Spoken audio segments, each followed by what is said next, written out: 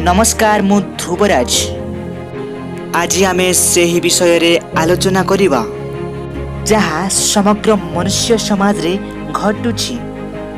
एमिति किछि शिक्षणीय जिनिस जानिबा को चाहुथिले चैनल को सब्सक्राइब करंतु। दुख कष्ट व समस्या मनुष्य जीवन सहित अंगांगी भाव रे जड़ित गुड़िक मनुष्यर जन्म ठारू मृत्यु पर्यंत ता जीवन सहित लगी रही थाए। जीवन रे केतेबेले तो दुख आसुथाए आउ केतेबेले तो सुख। दुख व सुख ए दुईटी जिनिसर तो अनेक फरक रही। जेतेबेले मनुष्य मन रे सुख थाए सेतेबेले से जेकोसी कार्य करने को उत्साहित होता है। आउ जेतेबेले ता मन रे दुख व समस्या भरी रही थाए से तार आत्मविश्वास हराई थाए। से यही समस्या को देखी से भाबु थाए जे मु आउ जीवन रे किछि भी करि परिबे। किंतु मनुष्य जीवनर यही चिंताधाराटी संपूर्ण रूपे भूल।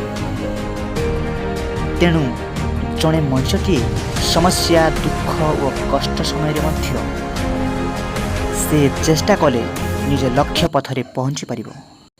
तेणु यही छोट मोटिवेशन वीडियो माध्यम आपण को उत्साहित करने उद्देश्य मु आज आपण मानक पाखरे यही मोटिवेशन वीडियो को उपस्थापना करुछि।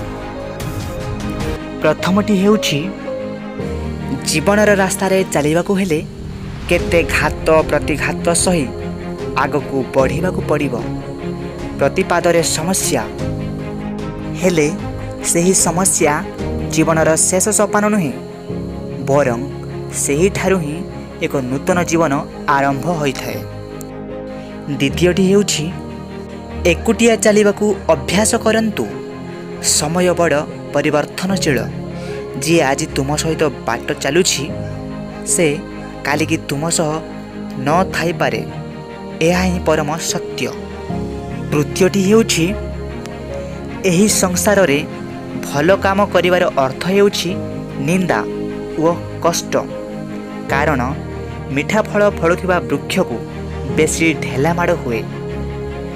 जीवन रे भल मनीष हेले बेसी दुख मिली थाए।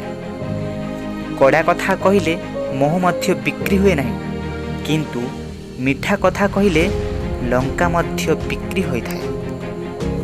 चतुर्थटी हेउछि पत्थर से पर्यंत शक्तिशाली होई थाए जे पर्यंत पहाड़ सहित मिशी करी अछि।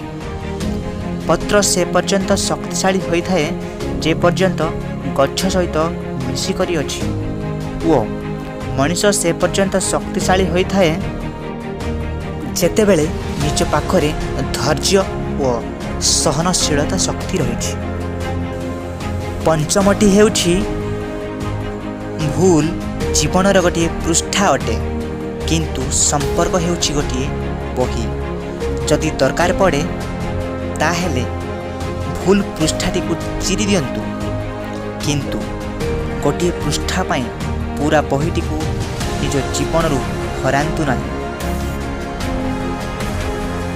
तेणु भूल ही हेउछि मनुष्य जीवनर प्रकृत शिक्षक। आउ जे जदि कौनसी क्षेत्र रे जदि भूल करी नाही ता माने से केबे जीवन रे किछि भी चेष्टा करी नाही। षष्ठटी हेउछि जीवन रे सेही व्यक्ति माने असफल हुअंती जो माने केवल चिंता करंती किंतु किछि कर्म करंती नाही। तेणु निज जीवन रे निज लक्ष्य स्थल रे व सफल मनुष्य हेबा पई हेले निज मन रे कॉन्फिडेंस बा दृढ़ विश्वास व कठिन परिश्रमर आवश्यकता रही।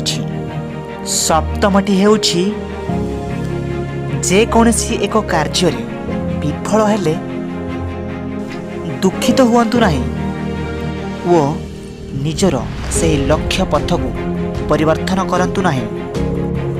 ता प्रति उद्यम करंतु। देखिबे सफलता तुम पछे पछे धाइब। सप्तमटी हेउछि ଜୀବନର ଉଦ୍ୟମ ରାସ୍ତାରେ କେବେ ମଧ୍ୟ ଅଟକିବେ ନାହିଁ। ପାଗଳ ପରି ସେହି କାର୍ଯ୍ୟକୁ କରିଚାଲ। ଦେଖିବେ ତୁମ ସେହି ପାଗଳାମି ଦିନେ ନା ଦିନେ ଇତିହାସ ପୃଷ୍ଠାରେ ଅମର କରି ରଖିବ। ଏହାର ଅନେକ ପ୍ରମାଣ ମଧ୍ୟ ରହିଛି। ତାହା ହେଉଛି ବିଶ୍ୱବିଖ୍ୟାତ ଆମେରିକୀୟ ମହାନ ବୈଜ୍ଞାନିକ ଥମାସ ଆଲଭା ଏଡିସନଙ୍କ ସଫଳତାର କାହାଣୀ। ତାଙ୍କୁ ମଧ୍ୟ ଦିନେ ଲୋକେ ପାଗଳ ବୋଲି କହୁଥିଲେ। ସେଥିରୁ ସେ ବାରମ୍ବାର ବିଫଳ ହେଉଥିଲେ। ସେ ଯେଉଁ ଉପରେ ଗବେଷଣା କରୁଥିଲେ, ସେ ବିଫଳତାକୁ ଖାତିର ନ କରି ସେ ସଫଳତାର ଶୀର୍ଷରେ ପହଞ୍ଚିବା ପାଇଁ ନିଜ ମନ ପ୍ରାଣକୁ ସେ ଗବେଷଣା ଉପରେ ଲଗେଇ ଦେଇଥିଲେ। ଶେଷରେ ସେ ଯେଉଁ ଗବେଷଣା କରୁଥିଲେ ସେଠାରେ ସେ ସଫଳ ହୋଇଥିଲେ, ଯେଉଁଥିପାଇଁ ସେ ଆଜି ସାରା ବିଶ୍ୱରେ ନିଜର ସ୍ୱତନ୍ତ୍ର ପରିଚୟ ସୃଷ୍ଟି କରିପାରିଛନ୍ତି। ହଁ ଦର୍ଶକ ବନ୍ଧୁ, ଅସମ୍ଭବ ବୋଲି ତ କିଛି ନାହିଁ। ଅସମ୍ଭବ ତ ସେତେବେଳେ ହେଇଥାଏ ଜଣେ ମଣିଷ ପାଖରେ ଇଚ୍ଛା ଶକ୍ତି, ଦୃଢ଼ ବିଶ୍ୱାସ ଓ ଧୈର୍ଯ୍ୟ ନଥାଏ। ତ ଡେରି କାହିଁକି?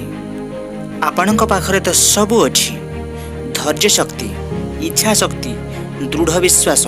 ତେଣୁ ତାକୁ ପ୍ରୟୋଗ କରନ୍ତୁ ଆଉ ଜଣେ ସଫଳ ବ୍ୟକ୍ତି ହୁଅନ୍ତୁ।